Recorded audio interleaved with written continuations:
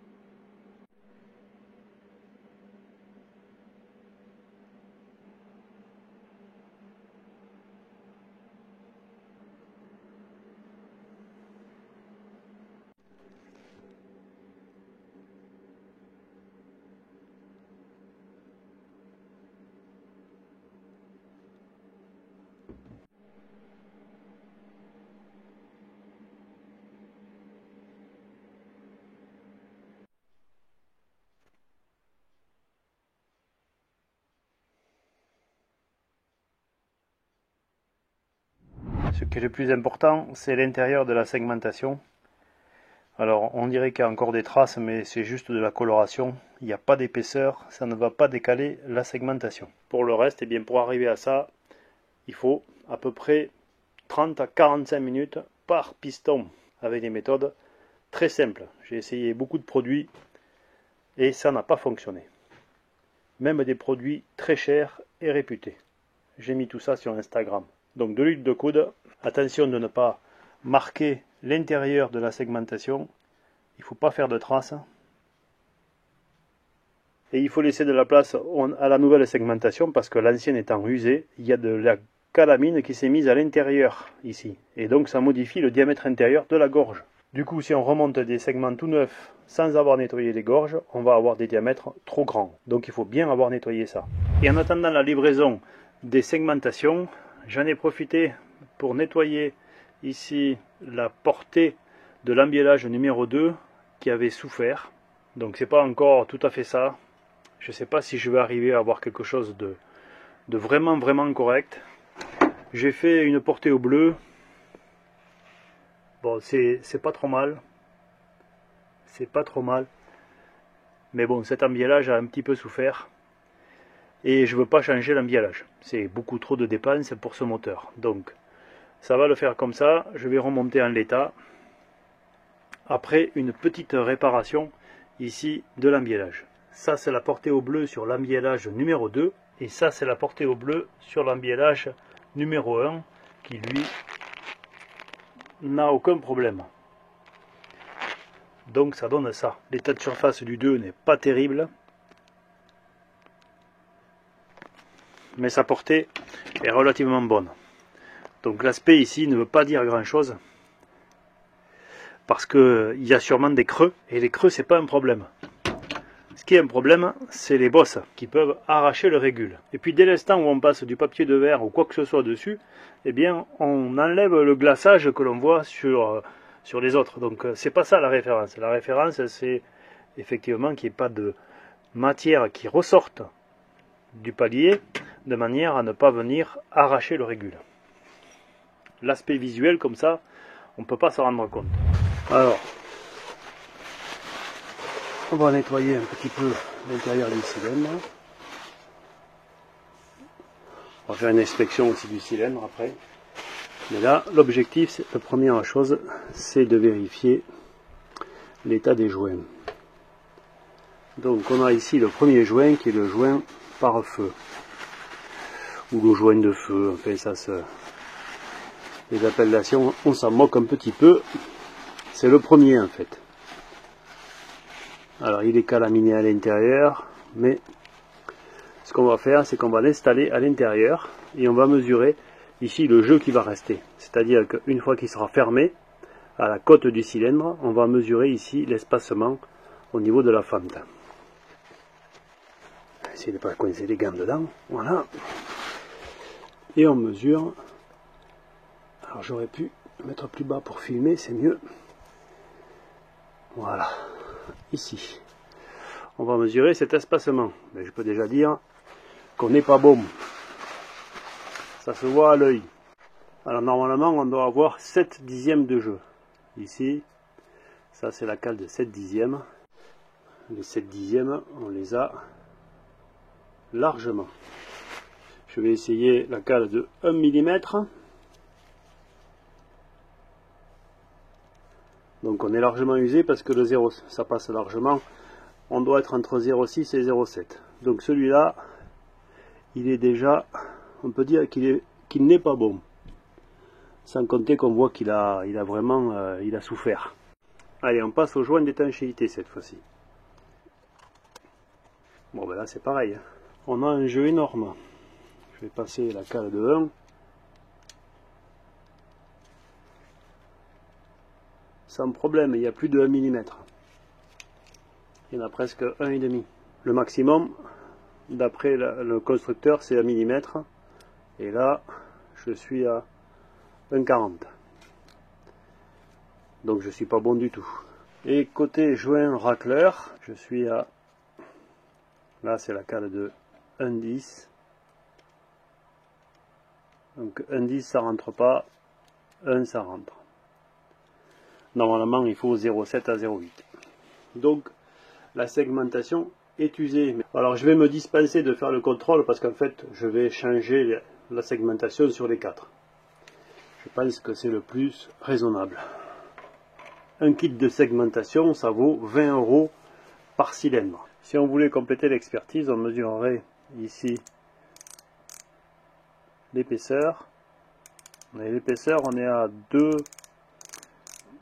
2,47 pour 2,5, donc on n'est pas trop mal sur le joint par feu. On va le mesurer à plusieurs endroits. Voilà, 2,47. Pour le joint d'étanchéité, on devrait être à 2. On est à 1,97. Et pour le joint racleur, on doit être à 3 et j'ai 2,97, 2,98 pour 3. Donc on n'est pas trop mal, on est en limite basse, on n'est pas trop mal. Mais ce qui pose problème, c'est plutôt l'usure générale extérieure. Et donc l'effort qu'il y a ici, plus on est usé, moins on a d'effort ici d'étanchéité. Donc il faut changer. Et enfin, on voit ici, alors c'est pas très net parce que bien on est un peu dans la pénombre, mais on voit qu'il y a un effet miroir qui ne devrait pas y avoir dans ce cylindre. Il est glacé et il faudrait le déglacer. Mais je n'ai pas l'outillage nécessaire pour faire ce genre de choses. Donc je ne sais pas si je vais pas m'abstenir. Idéalement, c'est ce qu'il faudrait faire. Il faudrait le déglacer. À certains endroits, alors, je ne sais pas comment le montrer, je ne sais pas si on va arriver à le voir comme il faut. À certains endroits, on voit encore quelques petites traces, ici et là, de croisement. Mais en règle générale, il est quand même bien glacé. Alors je vais voir. Mais j'ai pas ce qu'il faut un outil particulier pour faire ça, pour le faire correctement. Et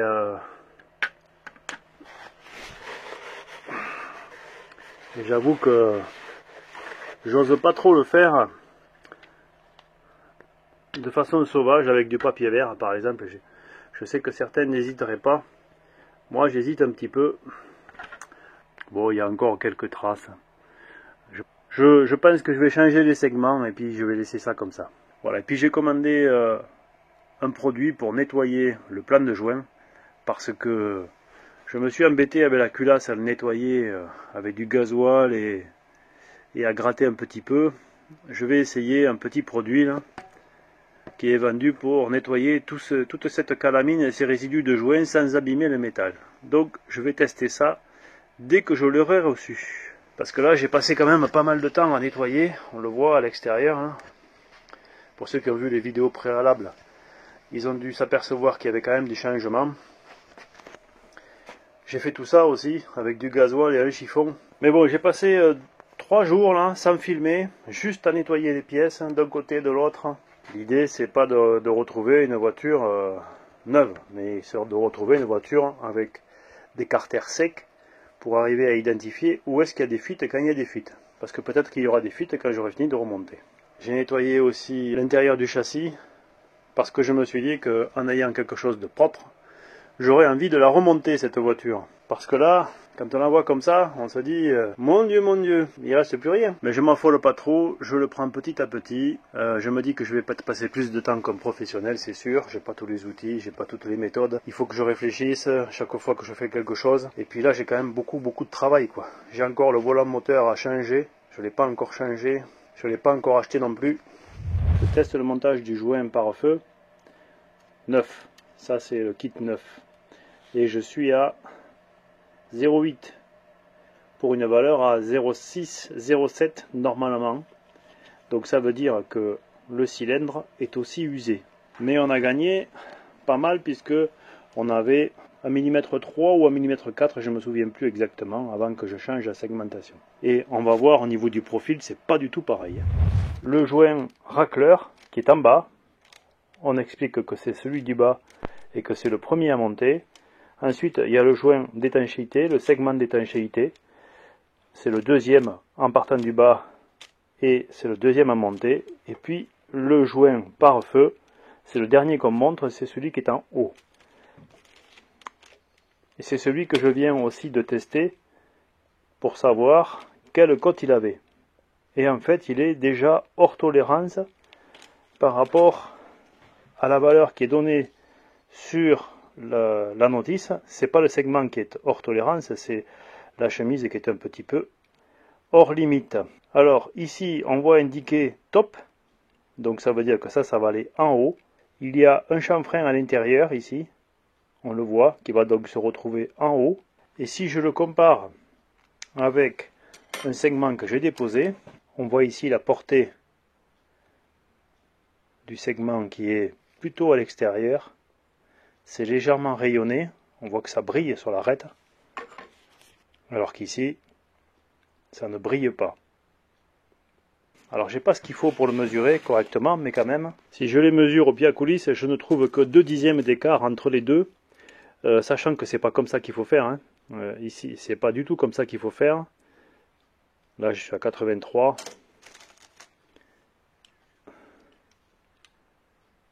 Et là, je suis à 82, 60, ça dépend des moments.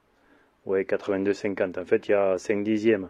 Mais là, dès que j'appuie un petit peu, en fait, je déforme. Donc, c'est pas comme ça qu'il faut faire. Il faut bien mesurer, une fois monté dans le cylindre, l'intervalle ici d'ouverture. Et c'est bien comme ça que ça se mesure. Pour autant, quand on l'a dans les mains, on sent bien qu'il y en a un qui est plus petit que l'autre. Et c'est celui-là. Donc, c'est rassurant. On a du mal à voir à la caméra, mais ici là, sur le bord, j'ai un genre de petite bavure, tout simplement parce que eh bien, ça s'est légèrement déformé. Il ne s'est pas usé sur la face ici, et c'est normal parce qu'il n'y a pas de déplacement. Par contre, il s'est usé sur le diamètre et c'est normal, et après il a fait une petite bavure d'un seul côté là. Bon, ça c'est le joint pare-feu. Je ne vais pas faire la vérification, mais je suis sûr que ça va être bon pour celui-là et pour celui-là. Et je vais pouvoir monter les segments sur le piston que j'ai nettoyé. Donc avant de faire le montage, je vais mettre généreusement de l'huile ici qui est assez épaisse. J'en mets généreusement de manière à ne pas gripper, ne pas coincer, pour faciliter le montage. Ce joint là, qui est un joint racleur, se compose de 2 parties. Et il y a un endroit, ici, on a un raccord qui doit se retrouver au final à l'opposé de l'ouverture. Donc on va monter ça d'abord.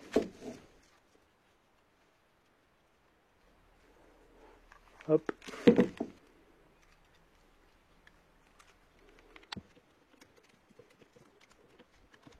Voilà, je positionne bien le raccord ici.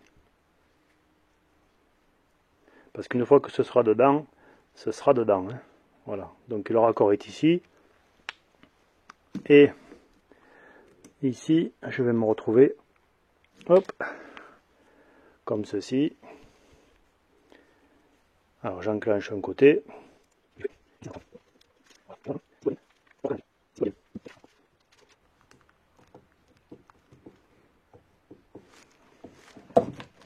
Alors on va monter maintenant le joint d'étanchéité, c'est-à-dire le deuxième joint.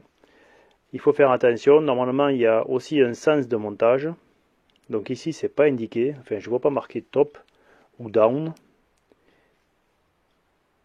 C'est pas marqué, mais il y a un chanfrein à l'intérieur. Chanfrein vers le haut pour le pare-feu, chanfrein vers le bas pour l'étanchéité.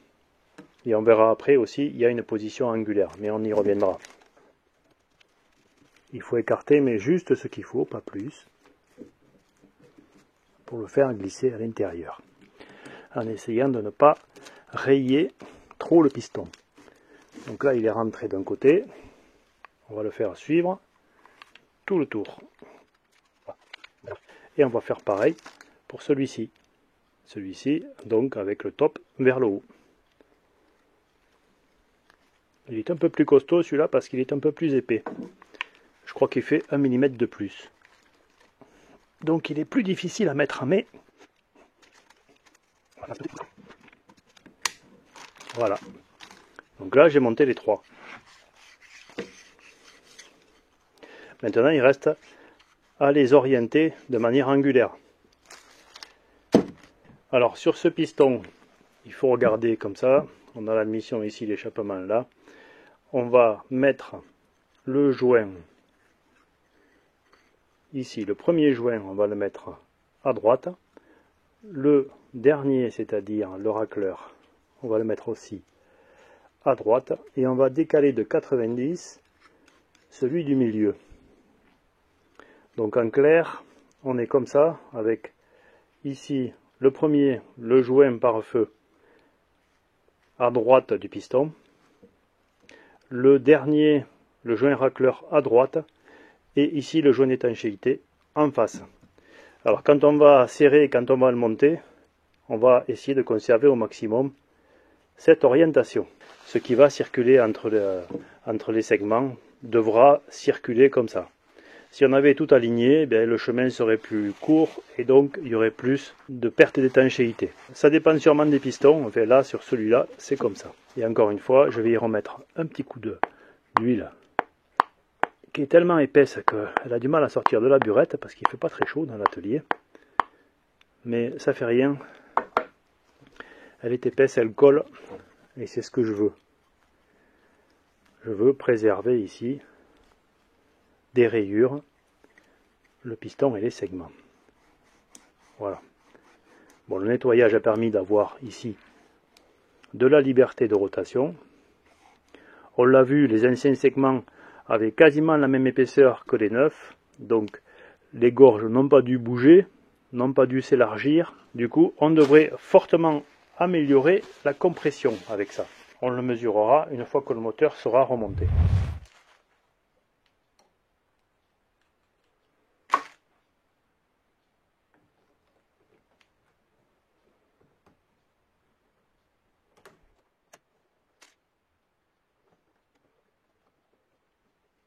Il existe des pinces pour faire ça. Bon, moi j'en ai pas. Mais on peut y arriver quand même. Donc, on place comme ça.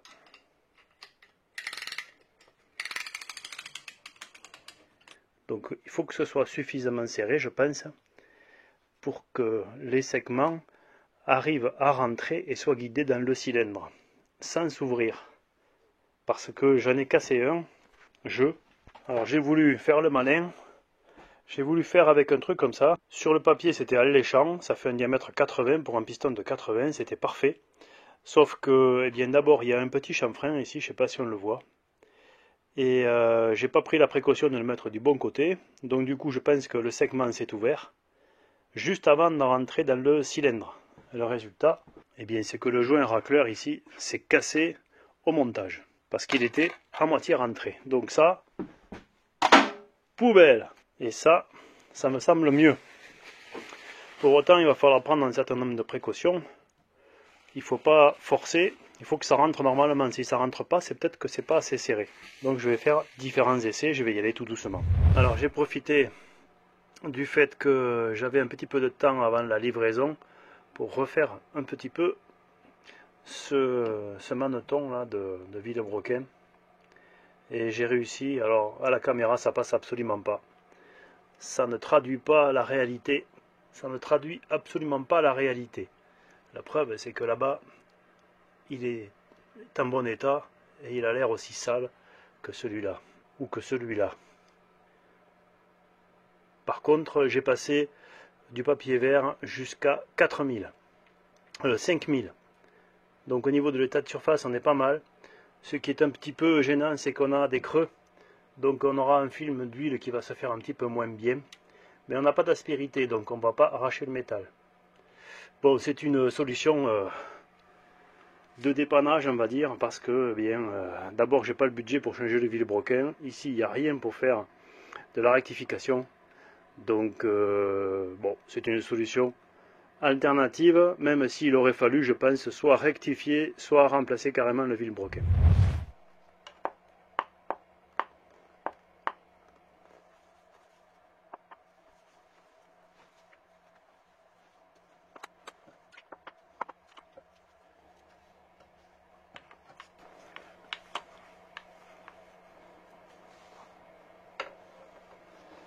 Alors ici, à cette étape, en fait, il faut pas forcer. Ce que j'ai fait l'autre jour, j'ai forcé, il ne faut pas forcer. Donc, soit ça passe, gentiment.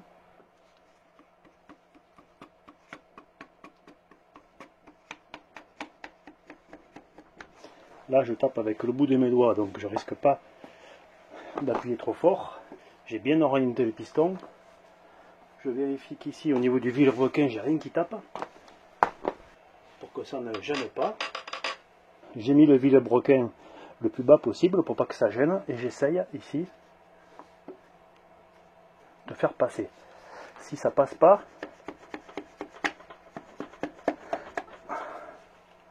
alors là j'ai l'impression que j'en ai un qui est passé, je maintiens bien. Donc là je suis pas loin d'avoir passé, j'ai dû passer au moins un des deux segments et j'arrive au deuxième. Donc j'essaye de bien laisser cet outillage plaqué contre le cylindre et de tapoter avec mon doigt, pas avec autre chose. L'autre jour j'ai tapoté avec un bout de bois, sans masse, rien qu'avec le bout de bois et ça a suffi pour casser le segment. Donc là je ne veux pas recommencer à casser le segment. Du coup je maintiens bien ça en place et je tape.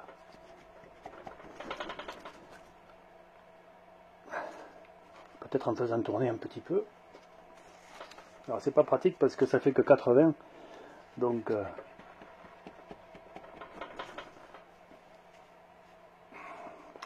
et si je regarde bien, si j'essaye de serrer un petit peu plus, il me manque un demi-cran peut-être. Bon, ça rentre pas. Ça rentre pas, ça rentre pas.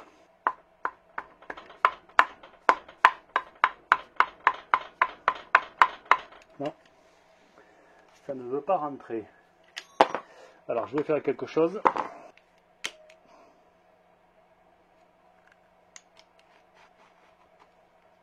Qu'est-ce que j'ai effectivement rentré, qu'est-ce que j'ai pas rentré. Hop. Donc j'ai bien rentré le premier. Le deuxième, il n'a pas l'air. Il est en train de rentrer le deuxième.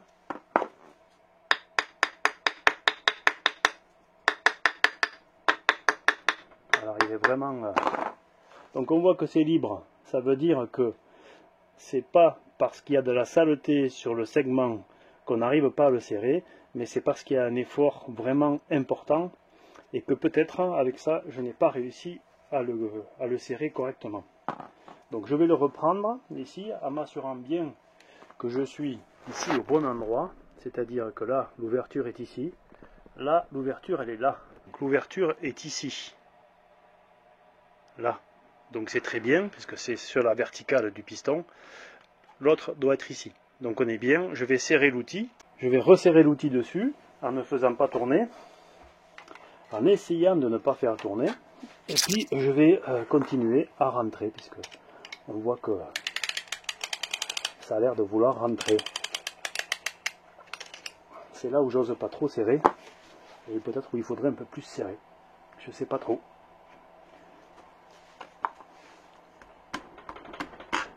Là c'est rentré. Là je suis au dernier.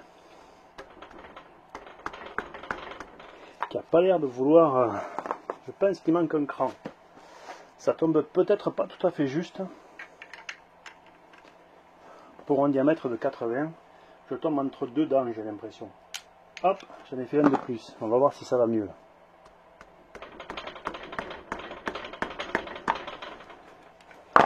Et j'ai bougé ici, là. Donc ça va pas.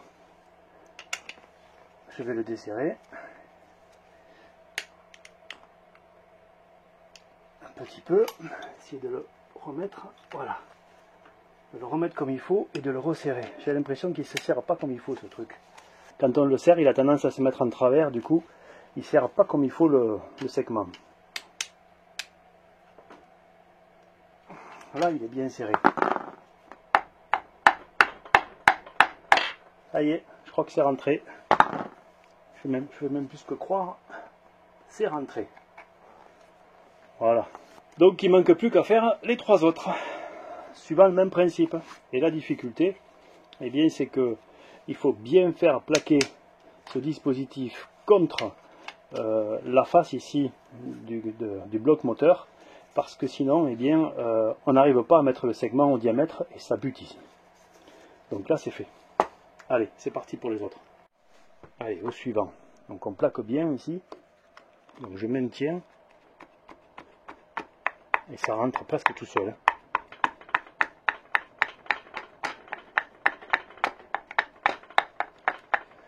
Donc là, je suis rentré. Je suis ici, là. Je suis sûr que si je défais, hop, voilà. Donc ils sont bien rentrés. Allez, on passe au troisième. Alors bien sûr, avant d'installer les pistons, il faut huiler correctement les chemises et les pistons avec de l'huile visqueuse. Comme ça, avec de l'huile visqueuse, eh bien, on n'abîme pas la segmentation. Alors il y a toujours aussi un sens pour le piston. Hein. Ça dépend des moteurs, mais il y a un sens. Bon, peut-être qu'en serrant, ça tourne un petit peu, mais en fait, c'est pas très grave, parce que quand ils tournent les trois de la même façon.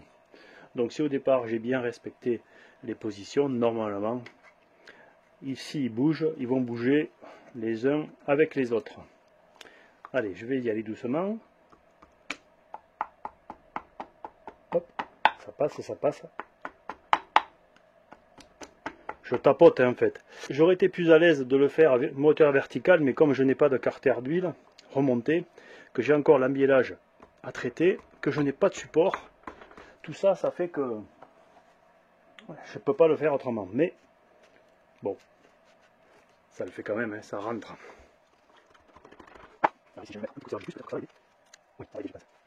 Là, entre le premier segment et les autres, j'ai l'impression qu'il y a un petit peu de marge de serrage possible, parce qu'au départ je serre à fond et puis après là je suis presque à un demi-cran.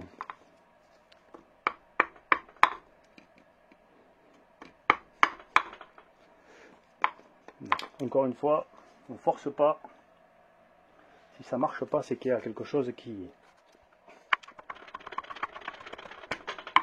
Hop, alors là il a échappé parce que je ne l'ai pas assez bien tenu. Du coup, qu'est-ce que je fais? Eh bien, je vais le redesserrer, m'y reprendre.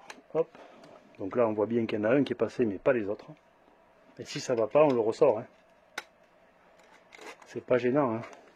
Comme c'est huilé, normalement, on va rien abîmer. Il n'y a pas de raison pour qu'on abîme, parce qu'en fait, eh bien, là, on est en train de faire fonctionner un piston dans des conditions bien moins traumatisantes que quand il est en pression, avec seulement comme lubrification l'arrosage du moteur et le gasoil qui passe à travers les segments.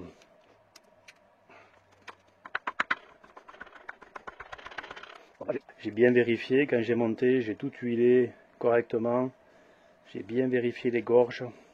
Alors c'est vrai que les professionnels ont peut-être des outils pour nettoyer les gorges des segments bien plus performants que ma méthode à moi. Et j'ai peut-être oublié à un endroit quelque chose. Pourtant ça n'a pas l'air. Hein. Ça tourne librement.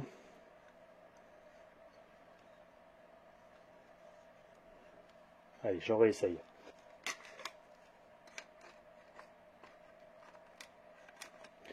Alors cet outillage permet de faire des pistons de différentes dimensions.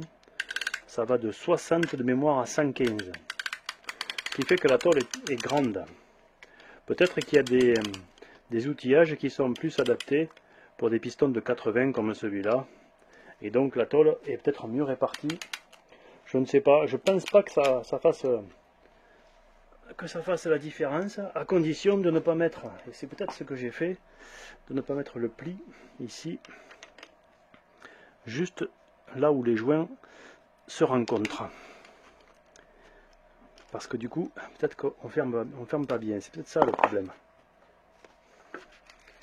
C'est-à-dire que là, j'ai des ouvertures, là, j'ai une ouverture, et ici, j'ai ce pli. Je vais essayer plutôt de le mettre de ce côté.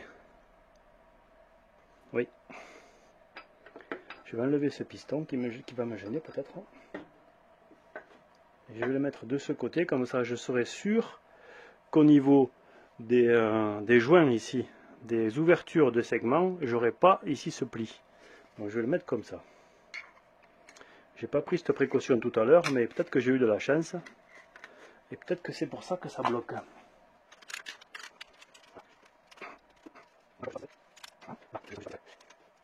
Ah, et là, je suis serré à fond, je pensais.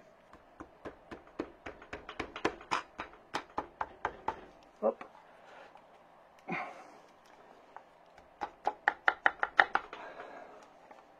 Donc là, je dois être passé. Oui, je suis passé. Toc, voilà. D'où l'intérêt de ne pas taper. Il ne faut pas taper fort. Il faut juste... Si ça tape fort, il y a quelque chose qui bloque. Là, en l'occurrence, le piston avait légèrement tourné et il touchait, et la bielle touchait l'embiellage. Donc, parce que ça passe juste. Donc, du coup, je n'arrivais pas à le rentrer, mais c'était pas à cause de la segmentation, c'était à cause de l'embiellage. Bon, le quatrième, je vous en dispense, c'est pareil. Voilà, la segmentation est remontée. Je vous ai dit tout ce que j'ai découvert ou redécouvert sur la segmentation, les contrôles, l'installation, les petites astuces et l'outillage. Alors je le redis, j'avais voulu faire l'impasse sur cet outillage de segmentation. Je pensais qu'un petit outillage fait maison pourrait répondre à mon besoin. Eh bien non, clairement non, parce que pour le prix de la livraison d'un kit de segmentation, je me suis acheté un outillage. Et j'avoue que c'est pas la peine de faire cette économie, c'est complètement ridicule quand on en est à cette opération-là. Et avec cet outillage, c'est quand même beaucoup plus confortable. Bon, je ne suis pas là pour faire la promotion de l'outillage, même si le lien est dans la description. Je voulais partager avec vous ce moment parce que ça faisait très longtemps que je n'avais pas vu des segments de piston. Et bien maintenant, c'est fait. J'espère que vous avez passé comme moi un bon moment. Je vous dis à très bientôt. Il y a encore 2 ou 3 épisodes avant le remontage complet de cette voiture. D'ici là, soyez curieux, soyez prudents et bricolez bien.